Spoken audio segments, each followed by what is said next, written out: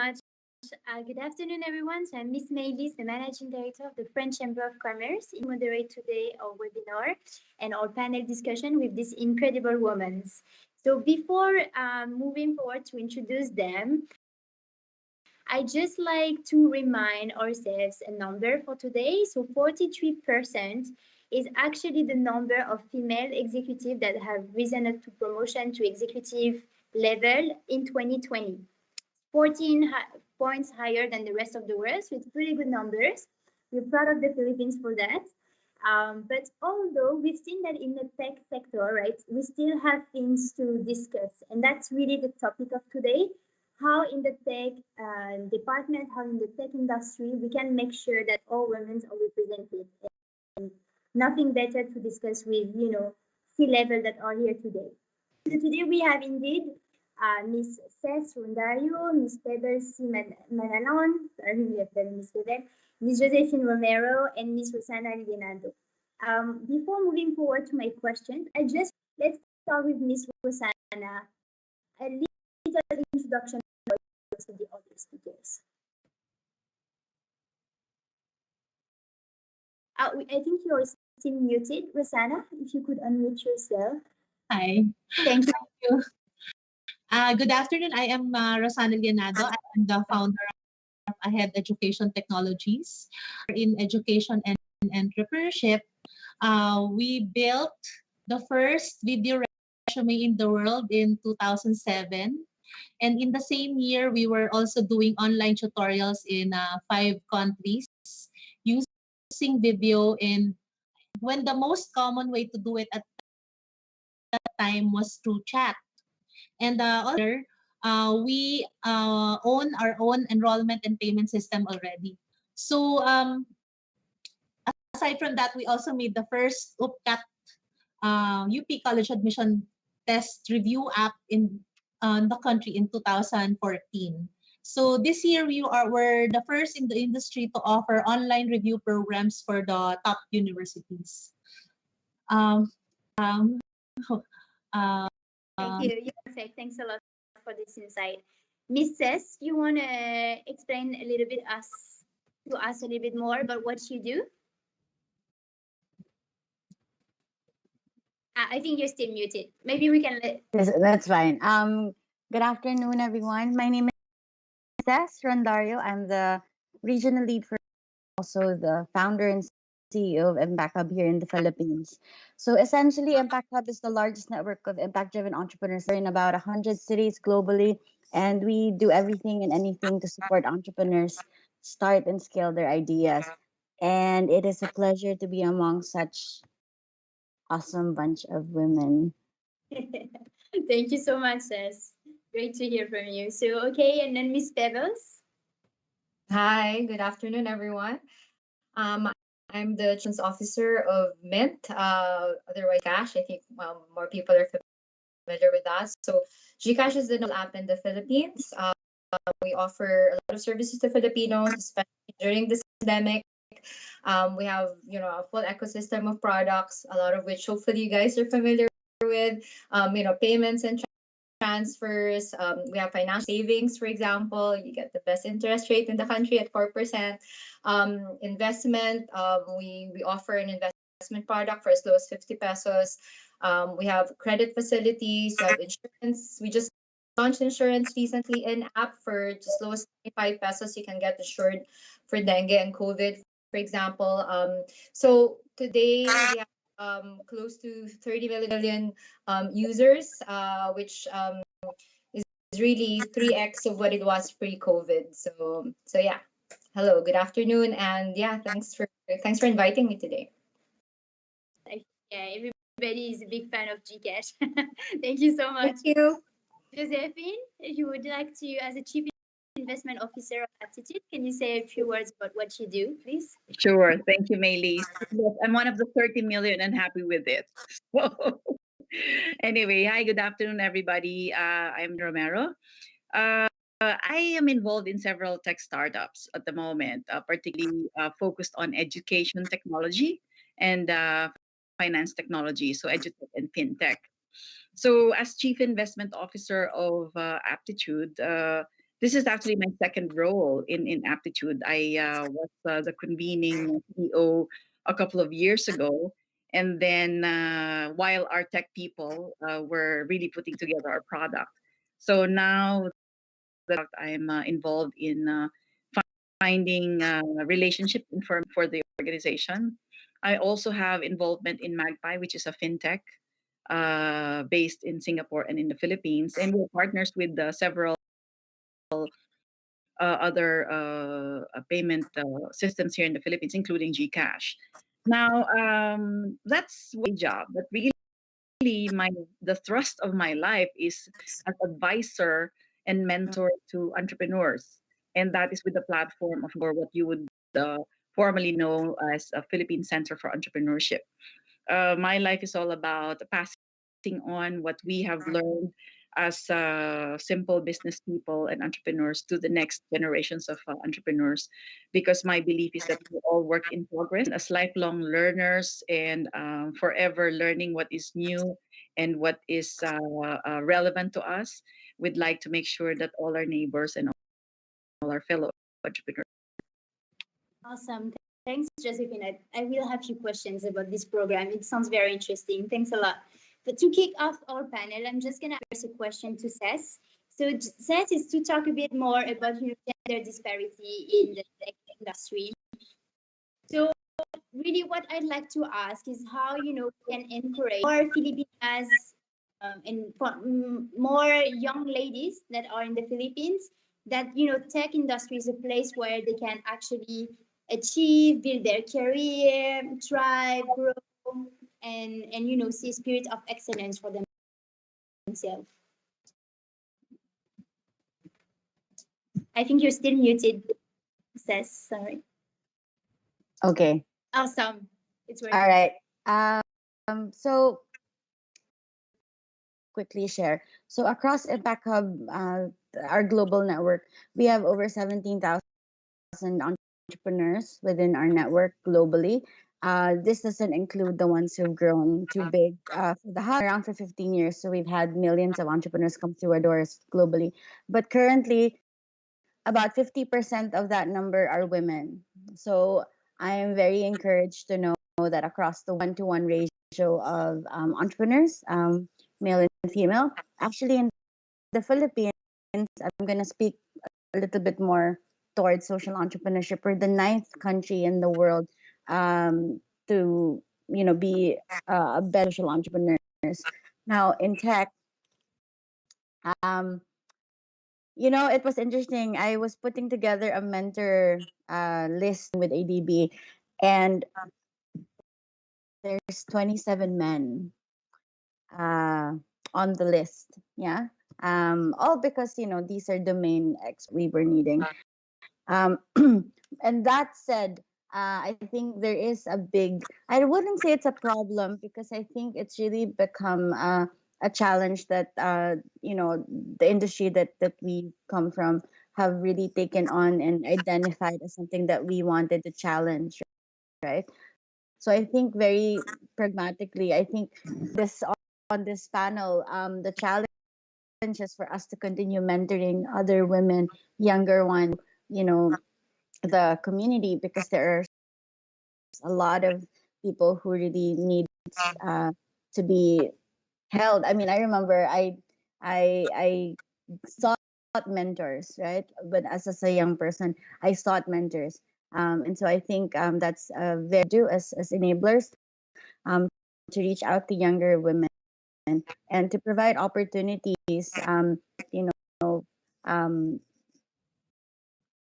mixers that allows women and allows people to just come together and break that whole stereotype that you can't talk to people because they're so and so, right? And I think this is across the board. I don't think it's just how many times have I seen people struggle just getting themselves introduced to someone, right? I think practically for those who are in the position to support and to encourage the younger generation, it is up to us to kind of open that door for them.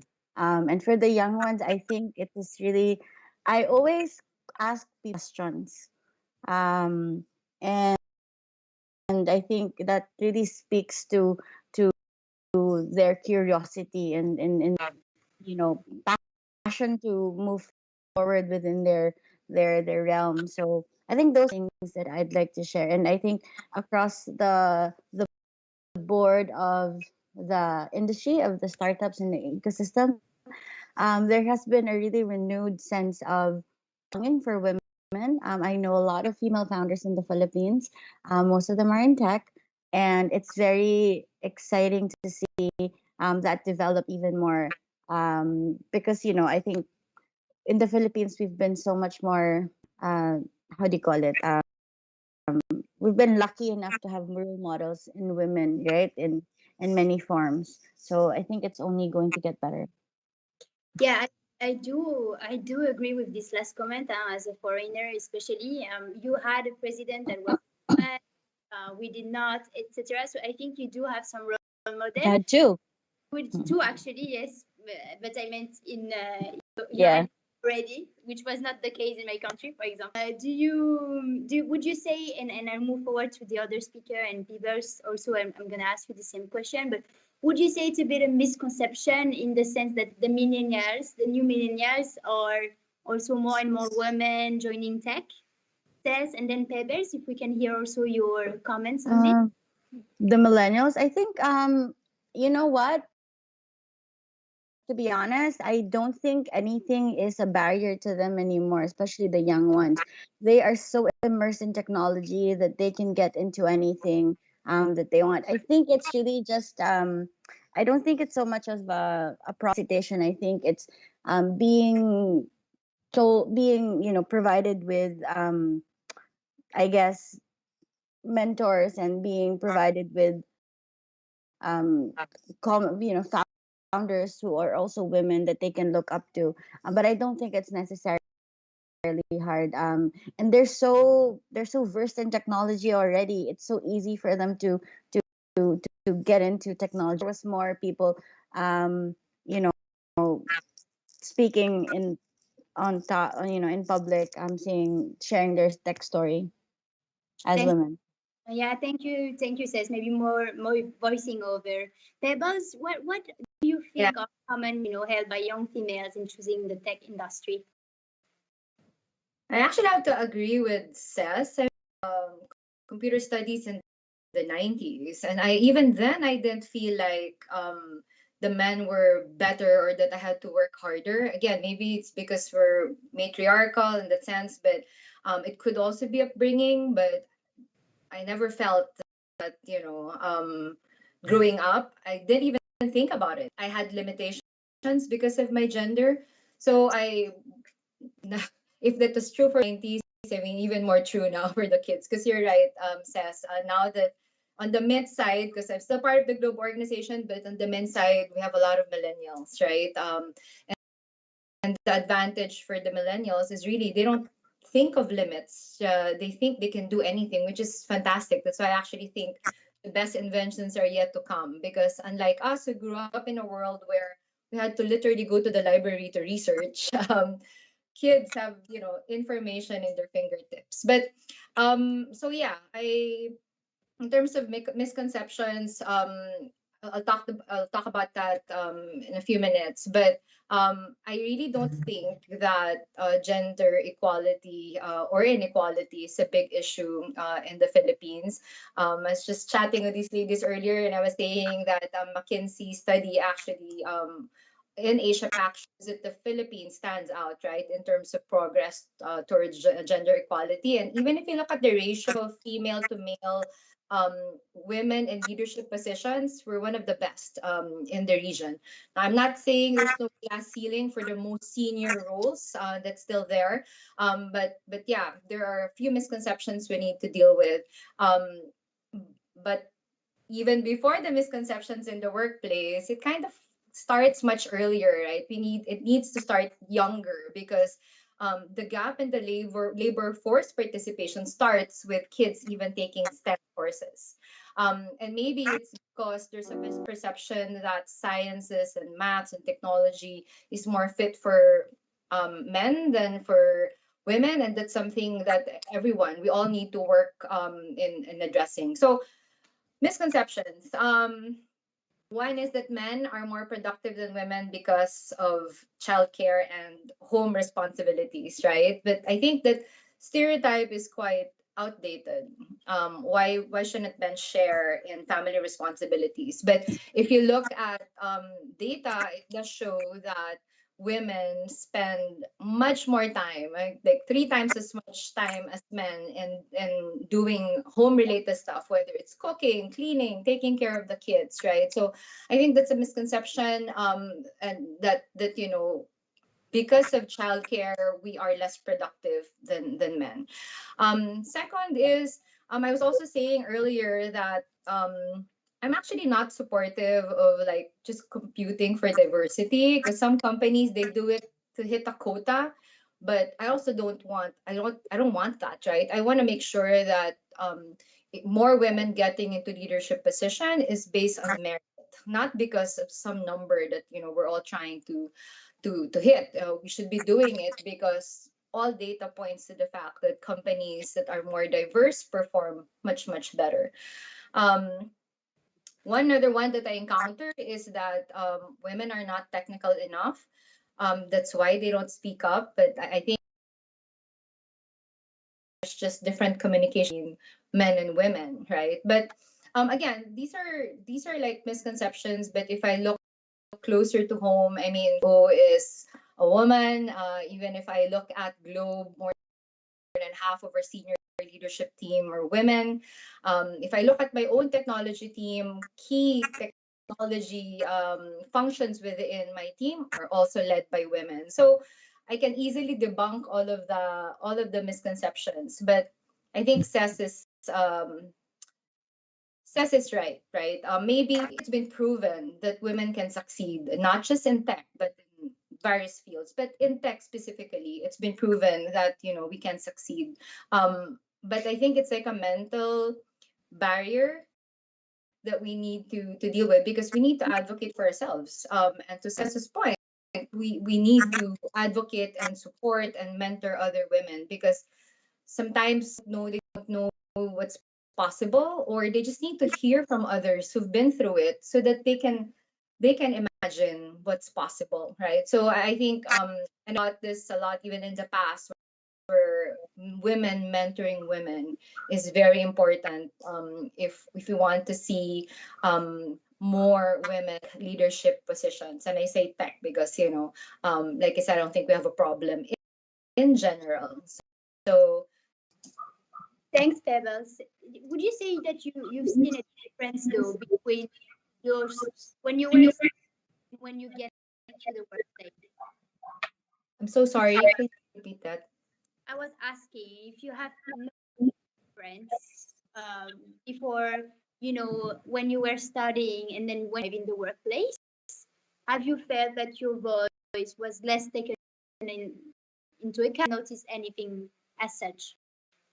No, no, I didn't experience it. That's not to say that I didn't encounter it like when I was younger, because I come from a Chinese family, and traditionally you go into business. But even my parents never said, just go into business. But I did have friends who thought that way, who said, my parents said, just take any course or just get married anyway, right? Or go into business. So the family business. So there were, but studying work, I didn't feel it. There were a lot of women taking computer studies, and this was again in the 90s, right? And a lot of women in the workforce. I never felt that I had to work than the men um, to get to where I am. So Very good to hear. Thanks a lot for sharing your experience. All right, Rossana, good to see you. I'd like to ask you how many, what are the soft skills basically to get to we think about Steve Jobs and all that and the stereotypes may say. So what would be on your end the soft skills that are needed to advance in the tech world? You are muted, Rossana. We are all playing with the muting things. All right. So I use tech to advance my business, but the skills needed are the same. You need vision, you need leadership, resiliency, innovation, adaptability, agility, looking at the big picture and maybe correct internal and external situation. So I love it that I'm in EduTech, by the way, because everybody, not just kids, learning. And education is the greatest equalizer. It solves almost all of the society's ills like poverty, ignorance, inequality, and now even health protection. And parents will continue to gravitate to e-learning even when a vaccine is here, and rightly so, right? That sounds great. And in your experience, can you share a little bit more, maybe the obstacles you had to overcome? How did you do so? Okay, we when this pandemic happened, we were actually ready because we've been transformed digitally for since 2017, right? Fully transformed this company. But the problem is our stakeholders, our clients were not yet ready because they are used to brick and mortar. They like going to schools, to centers, to learn. And so what we did was just to when this pandemic happened was just to pack up and go home. We didn't do any we didn't do more adjustments. What we focused on was convincing our clients, our parents to try online education so that they would enroll. So what we did was we put up seminars and trainings, a lot of those, and we gave free trials for students. And then our students who were all Gen Z and therefore very used to online interactions, they just convinced their parents. All right. Thank you so much, Rossana. I probably find it really links to what you were saying, but also how tech, to also alleviate poverty in a way that it gives access to education and to data to everyone. So that's really the beautiful side of tech. So definitely agree. Thank you, Rossana. I got another question later on for you. But moving forward to our next speaker. So Josephine, hi, how are you doing? I'm good, thank you.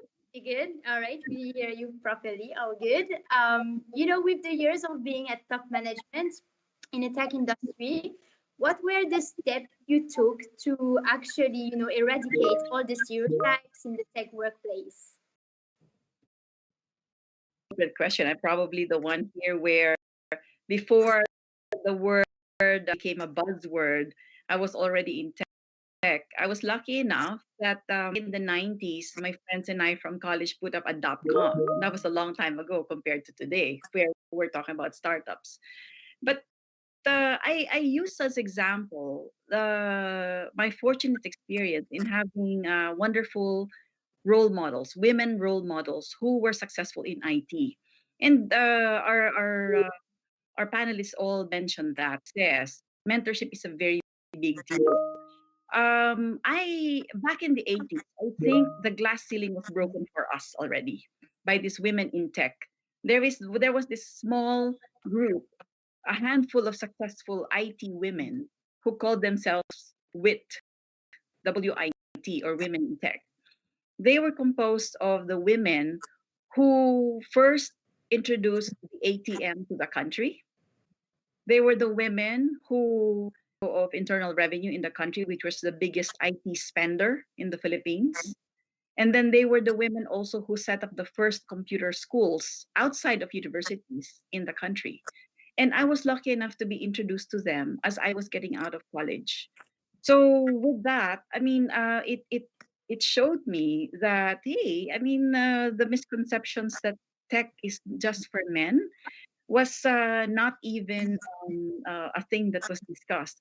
Although don't think that there were no boys' club. There were, and you would see the politicization and the cliques within organizations, even the IT organization, where the boys' club will have a different way of deciding things versus the way the women were deciding things. And sometimes decisions by women were all based on merit or based on systems and logic, and then suddenly a different decision would come, would be announced in the company, and that's because of the boys' club. But that was a long time ago, maybe 30, 20 years ago. Today, because of at least that breaking of the glass ceiling that happened and paved the way for us, the younger generation, to not think of it, to not think of the gender bias, or to not think of that there is a difference between men and women, especially in tech. Just do what you're interested in, just do what you're excellent in, and then you will thrive. And we basically, maybe because of the successes of our predecessors, we put blinders so that we ignore what else was there. So that kind of mentorship and that kind of experience, I'm trying to uh, pass on to the rest of the entrepreneurs that I encounter. I mentioned earlier that I am with the Philippine Center of Entrepreneurship for Entrepreneurship. So we put up what you would call a prospectus and focused on digital to help brick and mortar entrepreneurs transform themselves into the digital age. And then this mentorship, we also brought up the level of the ASEAN region and it a program for ASEAN Mentorship for Entrepreneurs Network, or AMEN. So we not only use the experience, our personal experience, for the national experience, we also made ourselves, the Philippines, an example for the ASEAN member states to do mentorship and to help in digital transformation for our fellow entrepreneurs. This applies to all sectors across the board, but we're using technology to equalize. Before, it would be so difficult to get ahead, whether in business or in your careers. We're using technology to help them move forward, step ahead, and make it more efficient for them, cost wise, time wise, and resource wise. So, mentorship is number one, and then making sure that it is inclusive, not just for yourself, not just for your neighborhood, not just for your country, but also and then it is also to the ASEAN plus, the friends in Europe. We have the EU ASEAN Chamber or Business Council, the Australians, the Chinese, the Japanese, in fact, is funding our ASEAN Mentorship for Entrepreneurs Network. And then outside of mentorship, it's I go back to the meritocracy, play up your strength. Steps that we have to take is to make sure that people understand what your strengths are. And do not be the Renaissance person. Rather, focus on where you're strong and then focus on other people's strengths and then work together, collaborate. And finally, is to communicate. Sometimes the misconceptions are because we are too quiet. We're not communicating ourselves properly to our society and to our audience. So that's it for now. Thanks, Josephine. Any kind of program or that have been implemented in your company, and we could ask also our others speaker today, the woman in your company. Yes, the ASEAN Mentorship for Entrepreneurs Network, and also means the Kapatid Mentorship for Micro Enterprises.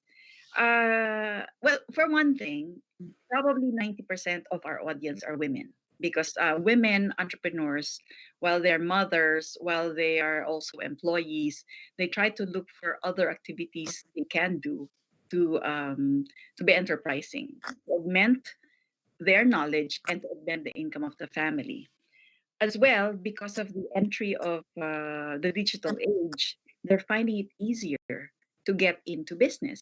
So we have those programs. Really, they're mentorship programs that are actual curriculum that uh, we run in partnership with government departments and also private organizations, business organizations. And then for the AMEN, we run that together with the 10 ASEAN Business Advisory Council chairs of together with other partners like Go Negosyo in those, the equivalent of Go Negosyo in those countries. One other thing is I mentioned the digital. So last year we convened the biggest group of tech companies in the Philippines under the Go Negosyo Digital Alliance. In tech, I believe we were able to convene about 150 companies and invite about 15,000 entrepreneurs to sign up to the different platforms. So those are solid programs that we have been running for the last, and because of the early adopters, by the time or the pandemic stuck and we were locked down, those who adopted early were able to pivot quickly and move from there to into digital. So the women who dared, or women who dared to ask their children to help them in the pivot, were able to move towards transformation in a more accelerated way. Thanks, Josephine. Yeah, they are. I'm amazed by the number of and very performing programs that are in the Philippines, especially for also, helping out also the single moms. So it's really important. And actually, as part of our network, when we talk to CEOs of companies, they do say that single moms are usually the person they prefer to hire for their, actually the high performance. So that's interesting to see that in tech, it's also a concern and a great thing. Pebbles, maybe you wanna comment. You were mentioning how important for you it is also that women mentor other women. Would you have any practices of how to mentor them? Actually, even for women that are at top levels, and how can they mentor other people? Well, Yeah. I don't. Sorry, was that? Go ahead. Go ahead. Go ahead. Go Pebbles, ahead. sentences or baliktad naman. Everything works. Go ahead. Go ahead. I'll keep it short. I don't think there's a structure necessarily for that. I think it's something that you have to be intentional about, though. And the way that we have a whole, there's several templates and how to get that done. But I guess in the end, it's really about the willingness of people to carve out time and really see follow through. I think that's really important. It's and really developing a relationship also with the the people. And I think largely it's about understanding also how best the self I call it always the selfish motivation. What about it does everybody want to bring forth after the experience? So that's all.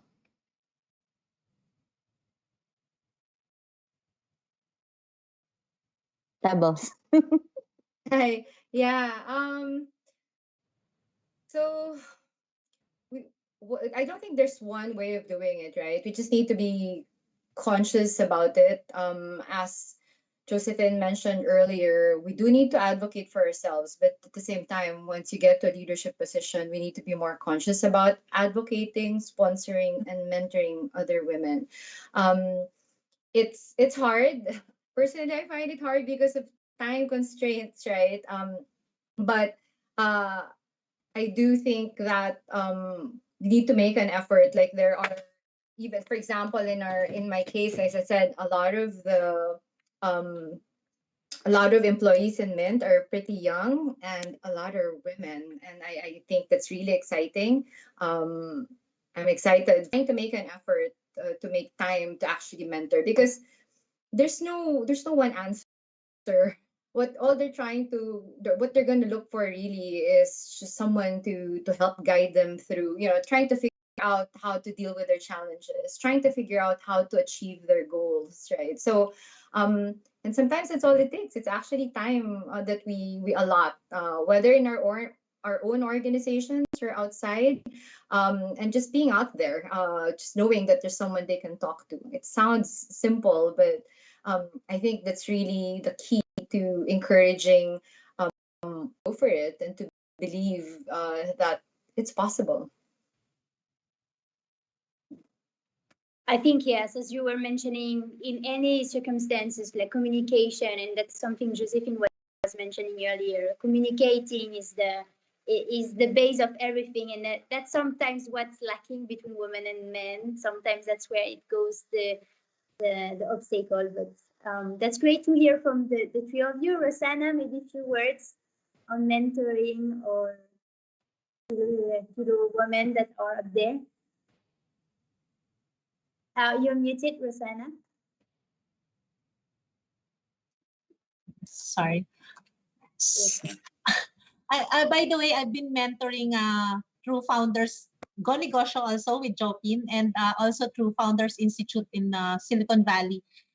Since for Go Negosyo, since it started in 15 years ago, and then for Manila Founders Institute since 2014. So I'm used to mentoring, but and I see no difference in mentoring men and women.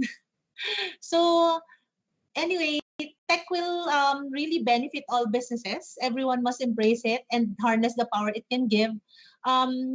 We should let it extend. My business is extended outside of the physical locations, so I don't have to maintain different locations anymore. I just have to put it in. I can even reach outside of the Philippines. My hope is that all entrepreneurs will embrace the potential of tech, whether it be for education, food, or services. Tech will be beneficial, especially for women entrepreneurs, many of whom need to take care of their families and homes. They can reach their market in the comfort of their homes. Of course, e-commerce or FinTech is very important aspect for everyone going online. Mynt. We don't even have to build our own expensive softwares anymore. There are so many SaaS and API available for us. We got to jump to e-commerce by force this pandemic. So Mon Lopez said that from 15,000 last March, it is now 85,000 there in using e-commerce by force of this pandemic. So there's so many ways to improve our businesses through computers and the internet. For my business, parents will continue to gravitate to e-learning even with vaccine. And in fact, we should do this to free Metro Manila of traffic and save parents the hassle of bringing their kids to school and exposing us all to, and yes, all of us, even those who don't have children going to school. We save them from exposure also to all kinds of threats, not just for virus, but pollution also, or that. So to help make this possible, I plan to talk more to make e-learning more acceptable. And we will also try to make a homeschooling app this January to help parents work while making sure their kids are learning safe from this virus. We are also building a tutor matching service that would connect teachers and students, like ordering food or a ride or a manicure. When everyone has accepted that online learning or more and better services will spring out to make it a lot more better for students' experience as well. So EduTech can make this happen. So I'm very excited about EduTech.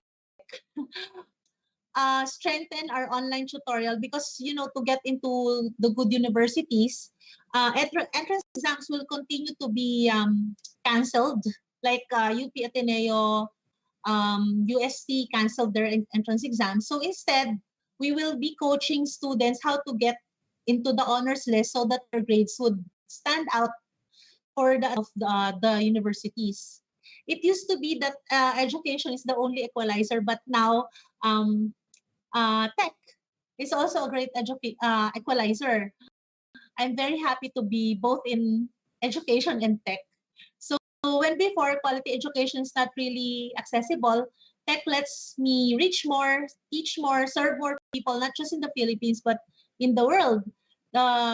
We, with the Philippines outstanding educators in terms of English speaking capability, for example, and our natural heart to help or nurturing, diba? Nurturing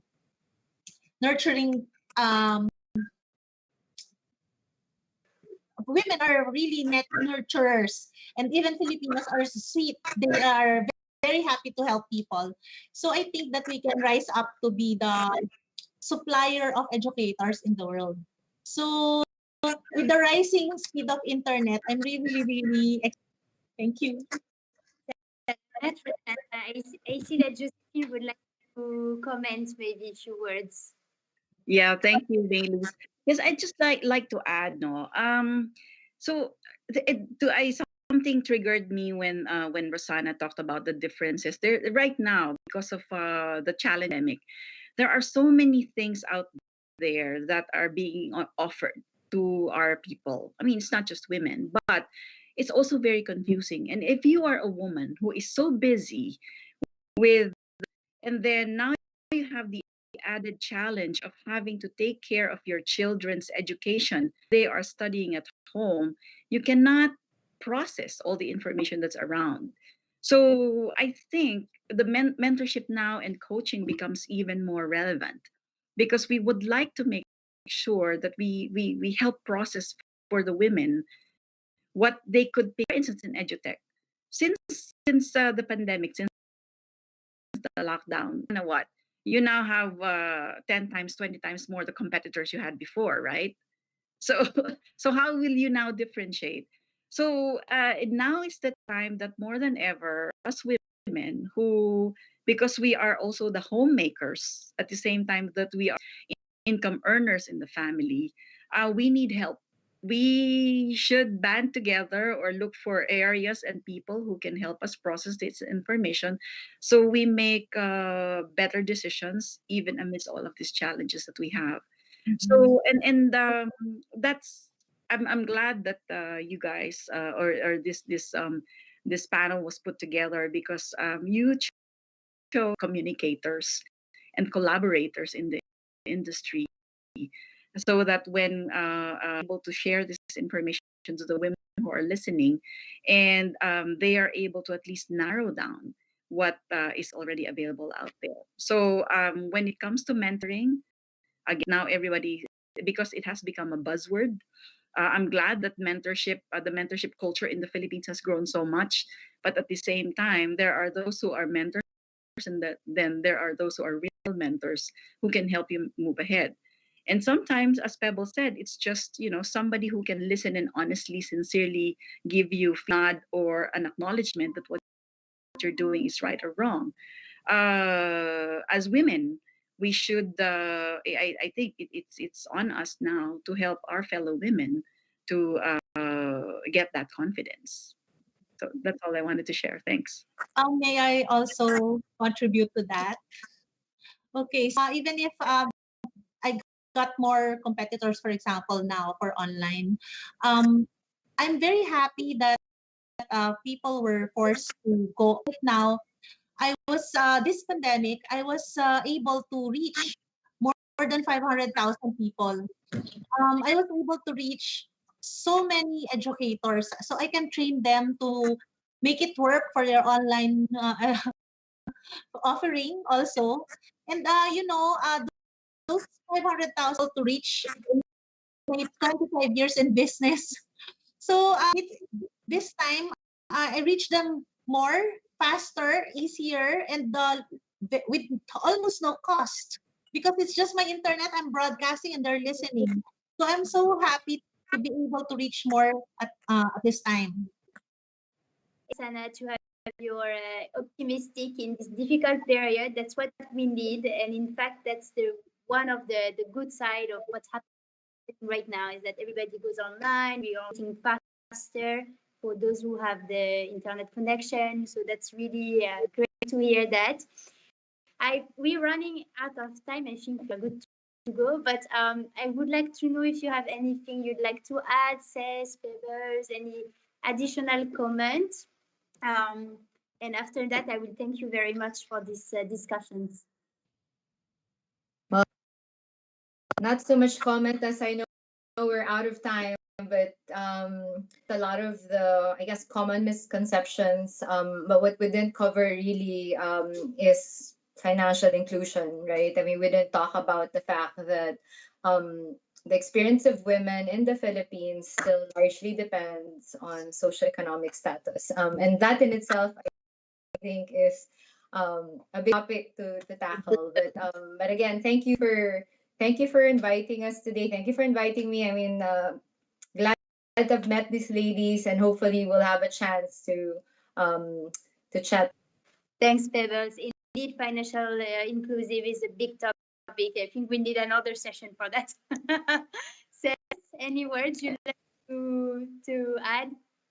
No, I'm just always forward to venues and opportunities to speak with women, because I think it's about time, that we are given the platform. But we were talking about it earlier. I mean, the time has to come where these panels and these, gender focused, whatever they call it, sessions need to kind of like just go away, and it's just a panel between people who have ideas, have thoughts to share. And I think we are well on our way of getting there. And I think COVID has become such a great equalizer for a lot of people, because now nobody has to the barriers for women or men in general to do things have completely not gone away, but it's reduced massively, right? And so I think we can all look forward to um, a more equitable and a more inclusive world. And thank you so much for the invitation. Very happy to be here. Thanks, sis. All right, Josephine, Rossana, a few words and Okay. Well, yeah, I'm very happy to be in this panel to exchange ideas with the women here.